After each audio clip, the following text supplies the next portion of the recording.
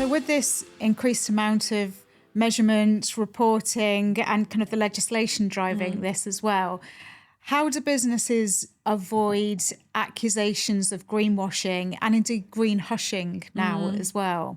Yeah, as you say, a benefit of a great approach to sustainability is being able to celebrate it and communicate that to stakeholders. But it's obviously a key issue at the moment that people are grappling with. And my view is there's two kind of forms of greenwashing. One is when you get so excited about your progress, you want to share it, you want to celebrate it, but you forget to sort of put that in the context of the other areas of the agenda where you recognise that you're not doing as well as you could be, or you need to take further steps. But then there's the other sort, which is a bit more intentional, where you're celebrating one aspect of something that might be very small in the grand scheme of your impacts, and using that as a tactic to distract people from focusing on the real issues, which is obviously more of a fundamental problem. Yeah. So this, you can't sort of, if you're a fashion retailer, you can't remove sequins and celebrate that that's a really positive step if you're still sending hundreds of millions of items of clothing to landfill as a fast fashion retailer. So there's nothing wrong with taking small steps and celebrating those steps. I think it's about when those small steps in themselves become a marketing tactic and trying to pull the wool over the eyes of customers. So I think if you're trying to avoid greenwashing, there's kind of four key steps to doing that. I think the first one is having that really good understanding of what your material impacts are. If you need to know, in broad terms where your carbon footprint is and whether the bit you're tackling is relevant in the context of the bigger picture of your carbon footprint. So understanding that across your supply chain of a product is really key. It's also about seeking clarity on terms. So as a marketing professional, this is difficult to navigate as it is for everybody else.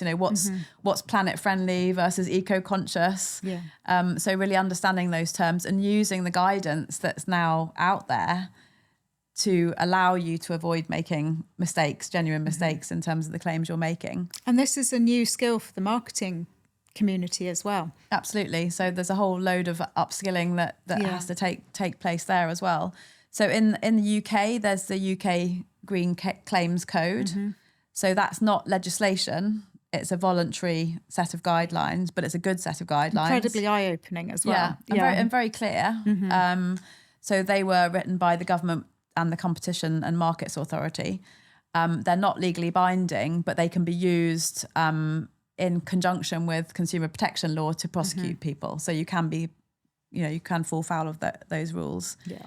The ASA, the Advertising Standards Agency, also have a set of guidelines which are useful. And then the Financial Conduct Authority has some other guidelines for people in the financial sector. So that's useful if you're operating in that sector in terms of what you call different funds and whether those terminology is valid. And then in the EU, they're a bit further ahead from us. So they're planning a green claims directive, which will be legally binding. And another directive that works with that around labelling, so customers can make good decisions. That's already been passed by the EU. So there's more binding stuff coming out of the EU around that. And then the last thing is really consider your toolkit when it comes to marketing. So is a sustainability claim really the best way to get people to buy that product? Because if it isn't, why take the risk of being accused of greenwashing if you could be communicating the benefit of that product in a different way, whether that's its convenience, the fact it's just a better product, it works better, it's cheaper, it's not such a big package, so buy that one for that reason.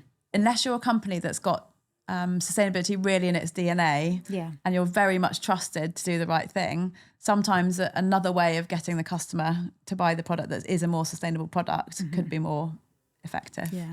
And then finally, if you are going to test something, so if you are going to do like an eco store, your best possible environmental credentials in one place, be clear that you're not just testing it because it looks good. You're testing it because you want to know what parts of that sustainable store, for example, work so that you can roll them out across the rest of your portfolio if it's successful. Yeah.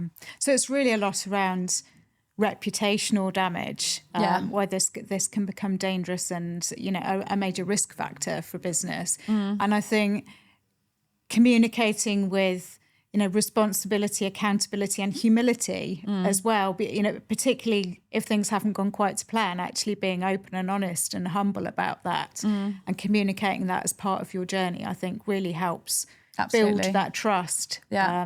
We learn so much about things that haven't gone quite right. Yes. So learning from failures with a very key, not that that's something you'd put on your package, but there's other ways of communicating to stakeholders about, in your more extensive reporting about what you've done, what's worked, what hasn't worked, what your plans are to address that going forward. And all this is so new still for everybody as well. So I think that's incredibly important to be open, honest and humble about any mistakes that you've made along the way as well. But as you say, the danger is that people that you mentioned green hushing, people get so worried about saying the wrong thing that they don't want to put their head above the parapet at all. And then the flow of information to consumers and other stakeholders dries up. Yeah. It's a fine balancing act. It is a fine balancing act. Yeah. Not easy.